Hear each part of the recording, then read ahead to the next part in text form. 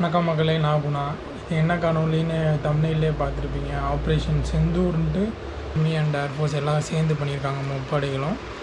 இதுக்கு எதுக்கு சிந்தூர்னு பேர் வச்சுருக்காங்கன்னா, இப்போ நம்ம அந்த பாகிஸ்தான் பகல்காம் தாக்குதலில் இந்த பாகிஸ்தான் தீவிரவாதிகள் வந்துட்டு பெண்கள் முன்னாடி அவங்க கணவர்களை கொண்டு இந்த மாதிரி தான் அவங்க எல்லாருக்கும் நிலமை அப்படின்ட்டு அந்த நம்ம இந்தியன்ஸ் மனசில் வந்துட்டு பயத்தை விதைக்கணுன்றதுக்காண்டி பண்ணியிருந்தாங்க.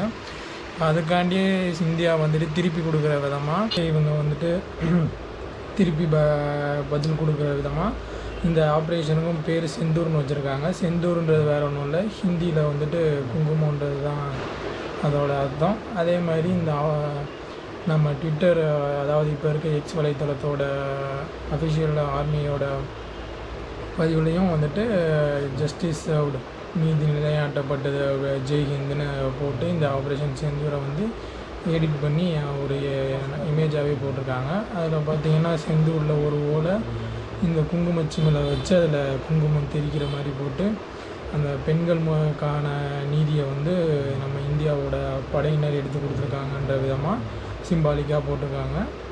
அண்டு இதை எப்படி வெளிப்படுத்தியிருக்காங்க அப்படின்னா, நேற்று ராத்திரி 1:05 1:25 வரைய கிட்டத்தட்ட தாக்குதல் நடத்தப்பட்டிருக்கு.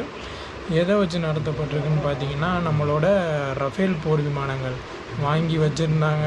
நம்ம பீஸ்டில் கூட தளபதி விஜய் சொல்லுவார்ல, அதே ரஃபேல் விமானத்தை பயன்படுத்தி, அதுவும் ஃப்ரான்ஸ் தயாரிப்பு. அதே மாதிரி அவங்க ஏவுகணைகள் பார்த்தீங்கன்னா ஸ்கேல்ப்னு சொல்ல போகிற ஸ்டார்ம் ஷேடோ, அதுவும் ஒரு ஃப்ரெஞ்ச் தயாரிப்பு தான். இந்த ஸ்டார்ம் ஷேடோ மிசைலை வந்து உக்ரைன் ரஷ்யா போரில் உக்ரைனும் பயன்படுத்தியிருந்தாங்கன்ட்டு நிறையா நீங்கள் அந்த செய்தியில் பார்த்திங்கன்னா தெரிஞ்சிருக்கும். ரொம்ப ஒரு தரமான ஏவுகணை. அதே மாதிரி இன்னொரு ஏவுகணை ஹேமர்னு சொல்லிட்டு, இந்த ஹேமர்ன்ற ஏவுகணை வந்து குறிப்பாக ஒரு கட்டடத்தை துல்லியமாக தாக்குறதுக்கு பயன்படுத்துகிற ஏவுகணை. அதை வந்துட்டு பாகிஸ்தான் இதுவரைய இந்தியா வந்து பண்ணாத பல விஷயம் இந்த தாக்குதலில் பண்ணியிருக்காங்க. எப்பயும் பார்த்தீங்கன்னா பிஓகே பாகிஸ்தான் ஆக்குபைடு காஷ்மீரில் இருக்க பகுதிகளில் இருக்க தீவிரவாதிகளோட முகாம்களில் தான் இதுக்கு முன்னாடி இப்போ புல்வாமா அட்டாக்லையும் அதுக்கு முன்னாடி நடந்த சர்ஜிக்கல் ஸ்ட்ரைக்லையும் பண்ணியிருந்தாங்க. இந்த முறை வந்து பாகிஸ்தானுக்குள்ளே 150 கிலோமீட்டருக்கு உள்ள மெயின்லேண்ட் பாகிஸ்தானில் இருக்க ஒரு நகரத்தில் இருக்க தீவிரவாத குடியிருப்பையும் அந்த தளத்தையும் சேர்த்து அடிச்சிருக்காங்க இந்த ஹேமர் மிசைலை வச்சு. சரியாக அந்த தீவிரவாதிகள் இருக்காங்கன்னு தெரிஞ்ச இடத்த மட்டும் அடிச்சிருக்காங்க. பாகிஸ்தான் இராணுவத்தையோ இல்லை பொதுமக்களையோ குறி வைக்காமல் வெறும் தீவிரவாத முகாம்கள் இருக்குன்னு தீர்க்கமான தகவல் வந்த இந்த நம்மளோட உளவுத்துறை தகவலோட அடிப்படையில் மட்டும்தான் தாக்குதல் பண்ணியிருக்காங்க.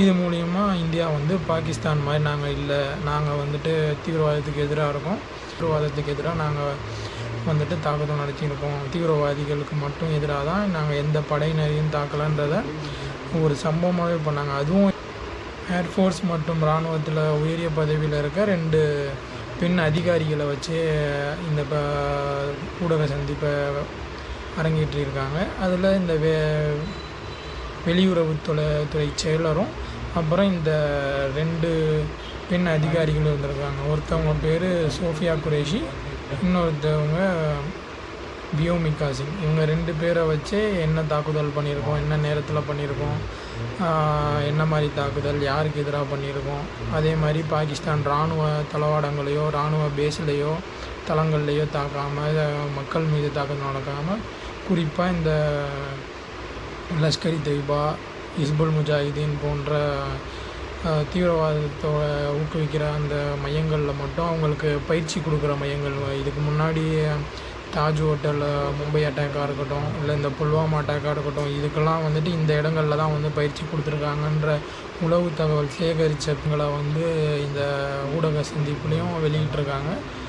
இதுக்கு பாகிஸ்தானும் வந்துட்டு நாங்கள் எங்கள் நாட்டுக்குள்ளே அடிச்சிட்டிங்க, அவங்க வந்துட்டு ஒரே கம்பி கட்டும் கதை தான் போட்டுட்ருக்காங்க. சிவிலியன்ஸ் அடிச்சிட்டாங்க, பொதுமக்கள் அடிச்சிட்டாங்கன்ற மாதிரி சொல்லி போட்டுக்கிட்டு இருக்காங்க. இந்த முறை பார்த்திங்கன்னா போன புல்வாமா அட்டாக்கில் நம்மளோட விமானங்கள், போர் விமானங்கள் உள்ளே போய் அந்த தீவிரவாத முகாம்கள் மேலே தாக்குதல் நடத்திட்டு வந்தாங்க.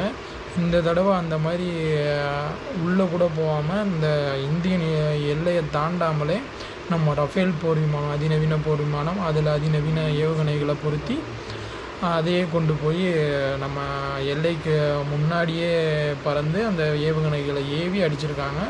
அது பார்த்திங்கன்னா 100-150 கிலோமீட்டர் தொலைவில் இருக்க பாகிஸ்தான் நகரங்களுக்குள்ளே வந்து இயங்குகிற இந்த தீவிரவாதிகள். ஏன்னா இந்த தாக்குதல் நடந்த பின்னாடி இந்தியா ரொம்ப கோபமாக இருக்குது, ஆக்ரோஷமாக இருக்குன்னு பயந்து உள்ளே போய் பதுங்கிட்டாங்க. இது வந்து ஏப்ரல் 22 நடந்தது தாக்குதல்னு எல்லாருக்கும் தெரியும். இன்றைக்கி பார்த்திங்கன்னா மே 7 காலை 1:05 1:25 அந்த 20 நிமிஷத்தில் கிட்டத்தட்ட 21 இடங்களில் தாக்கியிருக்காங்க, முகாம்கள் மேலே தாக்கியிருக்காங்க.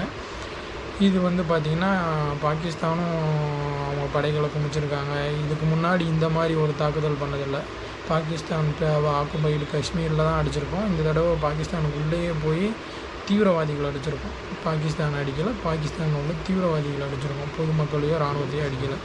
மாதிரி இதை வேடிக்கையாகவும் நிறையா பேர் வந்து பதிவு பண்ணிகிட்ருக்காங்க. பாகிஸ்தானில் 1:30 மணிக்கு இன்றைக்கி சூரியன் வந்து உதிச்சுது.